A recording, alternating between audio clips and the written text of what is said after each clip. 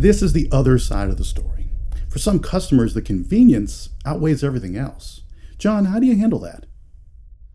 All right. Yeah. So look, this is where most of us screw it up. We're either going to oversell it as kind of this flawless feature, which it never could be, or, the other side of the coin is we really try to avoid it altogether because we're afraid of the service risk. And I'm here to tell you, both of those approaches are dead wrong.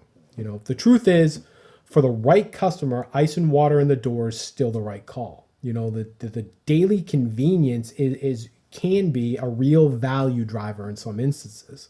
So if you've got a family that's constantly filling bottles, or kids that are grabbing drinks, or someone who wants quick filtered water at eye level, I don't know. I mean, that's a convenience that can become part of their overall lifestyle. But, and this is probably the critical point, right? It only works if you frame it honestly. And that means telling them that it is the most service feature in refrigeration, So if they want that convenience, they do have to accept the risks that come along with it, and it does produce less ice and it takes up more space. And if that's going to be a deal breaker for them, then you should probably steer them to some of these internal units that are out there.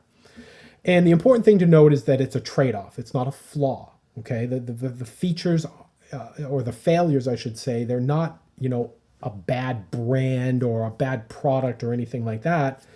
They're the cost of asking this fridge to do that daily engineering trick that we talk about all the time. So when you position it in this way, the customer at least is making their choice with their eyes wide open, and if or even when something does go wrong, at least they're not going to feel misled, and that's really the difference here, right? You're not selling fantasy convenience to anybody. You're really selling real world convenience. And there's trade-offs that do come with that. And when you do that, the customer who wants it, I guarantee you, they'll still choose it.